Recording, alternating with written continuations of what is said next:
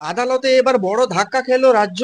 OBC তালিকায় অন্তর্বর্তী স্থগিতাদেশ দিল কলকাতা হাইকোর্ট। ওবিসি তালিকার উপর স্থগিতাদেশ জারি করলো কলকাতা হাইকোর্ট। বিচারপতি তপব্রত চক্রবর্তী ও বিচারপতি রাজশেখর মান্থার ডিভিশন বেঞ্চ আগামী 31শে জুলাই পর্যন্ত রাজ্যের জারি করা ওবিসি তালিকার যে বিজ্ঞপ্তির উপর স্থগিতাদেশ জারি করেছে।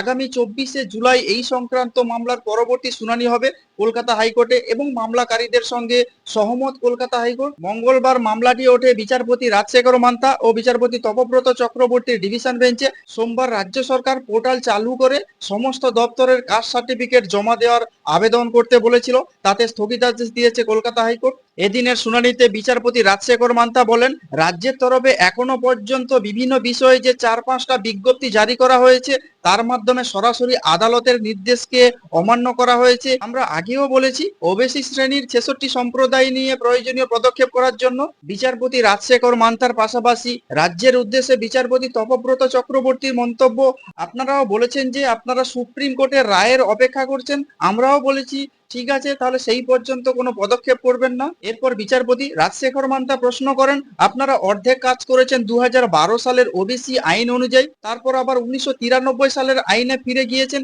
এটা কেন হবে? আপনারা কেন 2012 সালের আইন সংশোধনী আনলেন না? তপব্রত চক্রবর্তী ও বিচারপতি রাজশেখর মান্থার ডিভিশন বেঞ্চের প্রশ্নের মুখে রাজ্যের আবেদন খারিজ হয়ে যায়। ওবিসি সার্টিফিকেট বাতিল মামলায় আবেদনকারীর পক্ষ থেকে দাবি করা হয়েছিল রাজ্যের তরফে হাইকোর্টের রায় মেনে সমীক্ষা করা হয়নি। মামলাকারীর আইনজীবীর দাবি, ওবিসি সংক্রান্ত সমীক্ষা নিয়ে কোনো বিজ্ঞপ্তি প্রকাশ করা হয়নি রাজ্যের তরফে। যদিও রাজ্য ও অনগ্রসর শ্রেণীর কল্যাণ কমিশনের আইনজীবী আদালতে জানিয়েছে হাইকোর্টের সমস্ত নির্দেশ মেনেই সমীক্ষা করা হয়েছে। গত 2024-এর 22শে মে কলকাতা হাইকোর্টের 2010 সালের পরে তৈরি রাজ্যের সমস্ত ওবিসি সার্টিফিকেট বাতিল করে দেয়।